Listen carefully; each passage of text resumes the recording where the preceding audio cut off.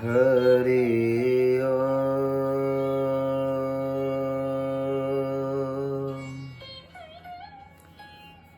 યદા યદા હિ ધર્મસ્ય ગ્લાનિર્ભવતિ ભૂતલે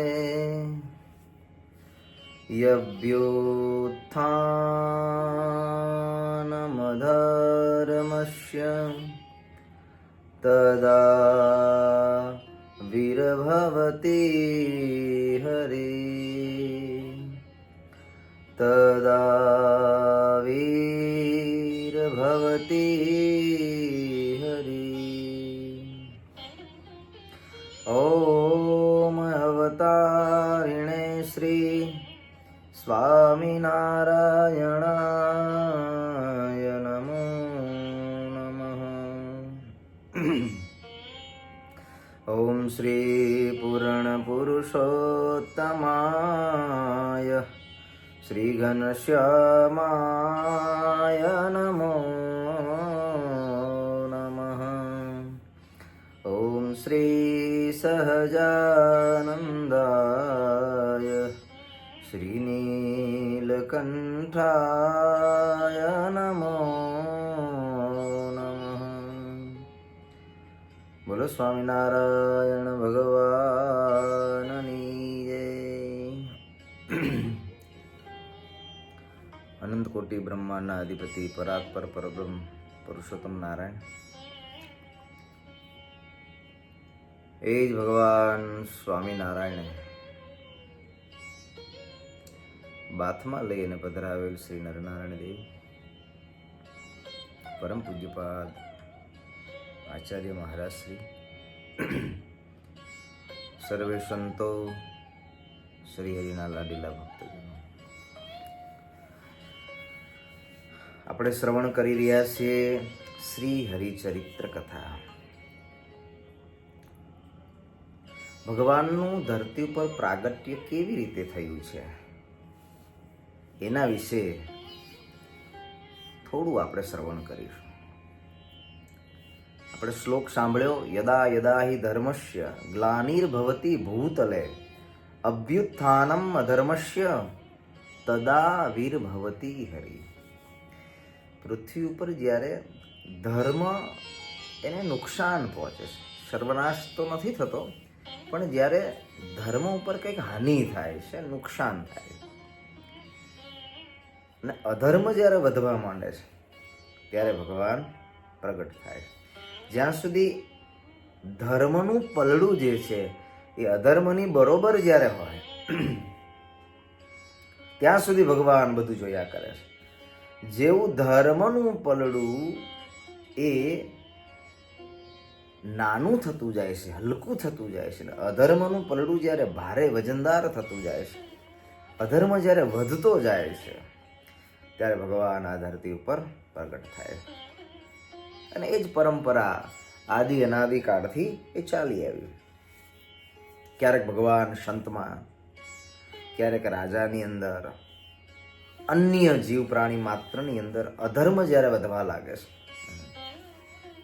અધર્મ જીવ પ્રાણી માત્રમાં ગમે ત્યારે, ગમે તેવા સમયે પણ આવે છે. ભગવાન જ્યારે અધર્મ વધે છે, રાજા, રંક, ગુણીજન અવગુણવાન બનતા જાય છે, સાધુ, સંન્યાસી, સંતો પણ અધર્મના રાહ પર જ્યારે ચાલવા માંડે છે, ત્યારે ભગવાન આ બધું જોવે છે. અને જ્યારે અધર્મનું ત્રાજવું જ્યારે ઊંચું થવા માંડે છે, વધવા માંડે છે, ત્યારે ભગવાન આવે. અત્યારે આપણે જે વર્તમાનમાં જે યુગની અંદર છીએ, આ યુગ છે એને 28મો દ્વાપર યુગ એ વ્યતીત થયો. અત્યારે આપણે 28મા કળિયુગની અંદર પ્રવેશ કરી ચૂક્યા છે. આગળ કેટલા ગયા યુગો? તો કે 4 યુગની ચોકડી, એવા 28 આપણે મહાપૂજામાં પણ સાંભળી છે. અષ્ટાવિંશતિતમે કલયુગે કલિ પ્રથમ ચરણે ભૂરલોકે જંબુદીપે આર્યા વરતાંત ગર્ત બ્રહ્મા વરતક દેશ. ભારત વર્ષે આ ધરતી ઉપર આટલા યુગ જતા રહ્યા. 28મો કળિયુગ ચાલે. જ્યારે અધર્મ બહુ વધ્યો ત્યારે આગળ ઘણા બધા ગયા. દ્વાપર, સતયુગ, ત્રેતા. એમાંના 28મા દ્વાપર યુગની અંદર ભગવાન કૃષ્ણ એનું અવતરણ થયું. અધર્મ બહુ વધ્યો હતો. આગળ ઘણા બધા ભગવાનના અવતારો થયા, પણ આ યુગની અંદર દ્વાપર અને કળિયુગની અંદર જે ભગવાનનો અવતાર થયો છે એની થોડી વાત આપણે સાંભળવાની છે. ભગવાન કૃષ્ણ આવ્યા અને ભગવાન સ્વામિનારાયણ આવ્યા, એનું જે એક શાસ્ત્રીય જે જોડાણ શાસ્ત્રોમાં લખ્યું છે એની થોડી વાત સાંભળીશું આપણે. દ્વાપર યુગના અંતની અંદર અધર્મ સહન ન થઈ શક્યો ત્યારે પૃથ્વીએ ગાયનું રૂપ લીધું. ભાગવતની અંદર ભગવાન વ્યાસ નારાયણે આ વાતને લખી. ગાયનું રૂપ લઈ બ્રહ્મા પાસે ગઈ, બ્રહ્માજીને પ્રાર્થના કરી. તે સાંભળી બ્રહ્માદિક, ઇન્દ્રાદિક દેવતાઓ ભગવાનની સ્તુતિ કરવા માટે બધાએ વિચાર કર્યો, ભગવાનની સ્તુતિ કરીએ. ભગવાન આપણી સ્તુતિને, પ્રાર્થનાને સાંભળીને ધરતી પર ભગવાન અવતરણ થાય. ક્ષીર સમુદ્રના કિનારાએ જઈ અને ભગવાનની સ્તુતિ કરવા લાગ્યા. ભગવાન શ્રી કૃષ્ણની બધા સ્તુતિ કરે છે. તે સાંભળી શ્રી કૃષ્ણ ભગવાને શેષરૂપ જે બળદેવજી તથા નરરૂપ જે અર્જુન, આ બધાએ સહિત પૃથ્વી ઉપર અવતાર લેવાનો સંકલ્પ કર્યો. જ્યારે સર્વે દેવતાઓ ભગવાનને પ્રાર્થના કરતા હતા ત્યારે આકાશવાણી થઈ કે તમે ચિંતા ન કરો, આ ધરતી પર વધેલા અધર્મનો નાશ કરવા માટે જરૂર ભગવાન આ ધરતી ઉપર અવતાર લેશે. ભગવાન આ ધરતી પર અવતાર લીધો. ભૂમિના ભારરૂપ ઘણા અસુરોને માર્યા. વિસ્તારથી કથા ભાગવતની અંદર ભગવાન વ્યાસજીએ લખ્યું. જ્યારે બધા જ અસુરોનો સંહાર કર્યો, છેવટે ભગવાને પણ સ્વધામ જવા સમયે બધા જ યાદવો હતા. વિચાર કર્યો ભગવાને યાદવો પણ અધર્મના માર્ગે ચાલ્યા છે, માટે યાદવોનો પણ વિરામ કરી અને પછી જ હું મારી લીલાને સંકેલું. યાદવો હતા, એ યાદવોનો પણ ભગવાને સર્વનો વિનાશ કર્યો છે. પ્રભાસ પાટણના પીપળાના વૃક્ષની હેઠે ભગવાન કૃષ્ણચંદ્ર પ્રભુ બિરાજમાન છે. બિરાજમાન હતા. વિચાર કરવા લાગ્યા કે હવે મારી પણ લીલાને હું સંકેલું, પણ મારું જે જ્ઞાન છે, આ મારું સારું એ જે જીવન વ્યતીત થયું છે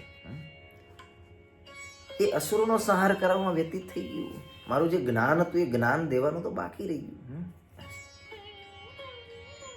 જ્ઞાન અપાયું નથી, હવે મારે જ્ઞાન આપવું કોને?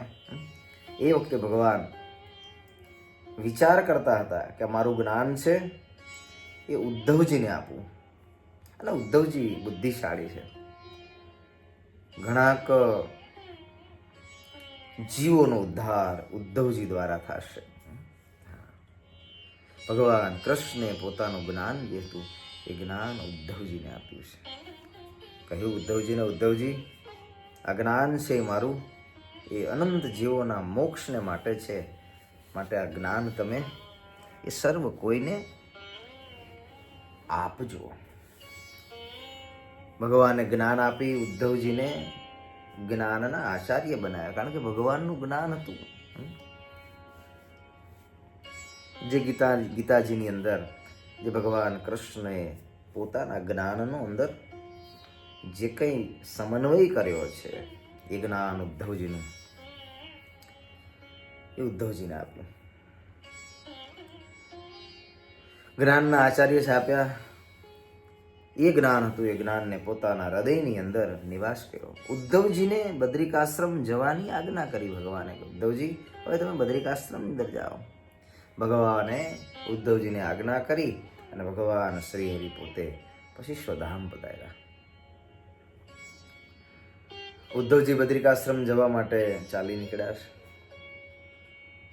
યમુનાજીના કિનારે જતા જતા યમુનાજીના કિનારે વિદુરજી મળ્યા છે.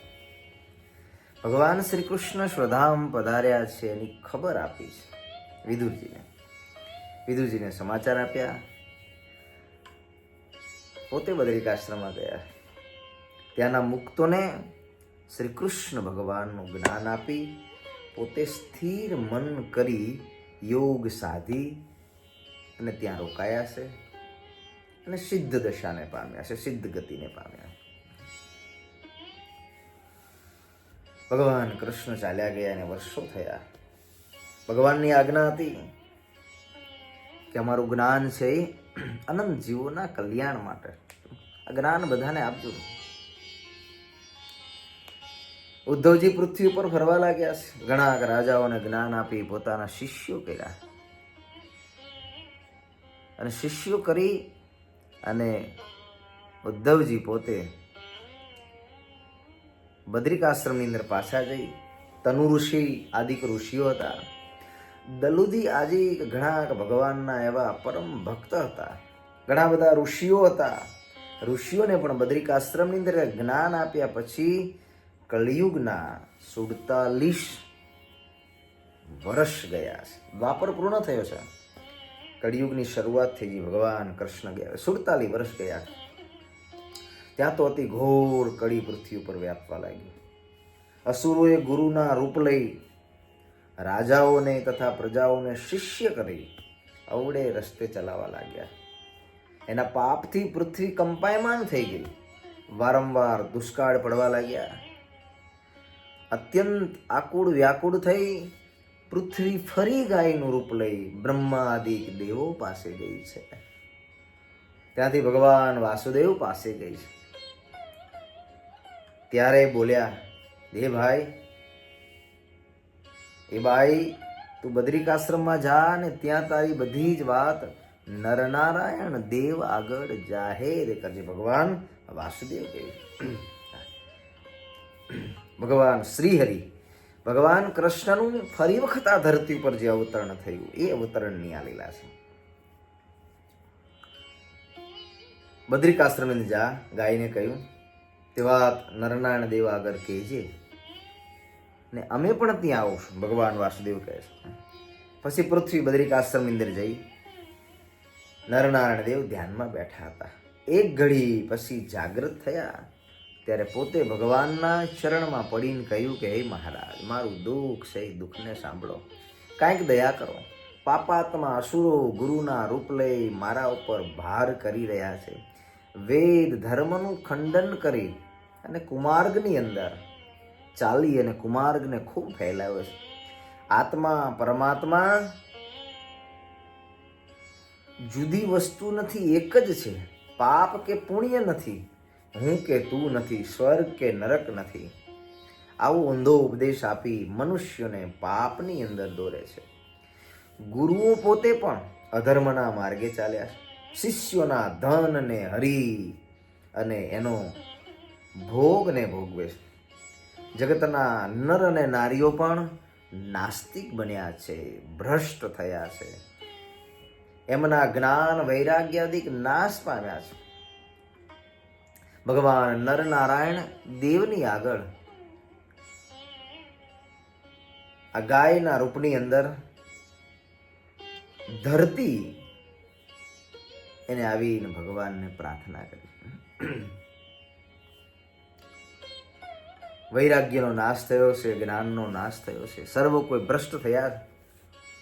ત્યાગ વૈરાગ્ય તજી ઘરબારી થયા. સંન્યાસીઓ પણ અફીણ, ગાંજો, ભાંગ આદિ વ્યસનોમાં ચકચૂર થયા છે. મહેલો મઠોની અંદર ખૂબ અધર્મ આચરાયો છે. બ્રાહ્મણો કન્યાઓને વેચી અને ધન લેશે. મદ્ય માંસ બ્રાહ્મણો પણ ખાય છે. જે બ્રાહ્મણનો ધર્મ છે વ્યસનોથી ભરપૂર બન્યા છે. રાજાઓ અધર્મી થઈ અને ખાતરો પડાવે છે, ચોરીઓ કરાવે છે, ન્યાય કરતા નથી. તેથી સજ્જનો, ભગવાનના ભક્ત, બ્રાહ્મણો, સંત પીડાય છે. એના એ જ રૂપમાં સંત છે અને એના એ જ રૂપની અંદર અસંત છે. એના એ જ રૂપની અંદર દેવ છે, એના એ જ રૂપની અંદર દાનવ છે. રાજાના રૂપની અંદર, સાધુના રૂપની અંદર, બ્રાહ્મણના રૂપની અંદર, પ્રજાના રૂપની અંદર રહેલા જેટલા જેટલા જીવ છે એ શરીર દ્વારા અધર્મને આચરનારા થયા છે અને એ જ શરીર અંદર રહેલા કોઈ ભગવાનના ભક્તો છે. જેમ વાડ ખેતરને ખાય તેમ રાજાઓ પ્રજાનું રક્ષણ નહીં પણ ભક્ષણ કરે. ભક્ષણ કરી રહ્યા. રાજ બીજ રહ્યા નથી.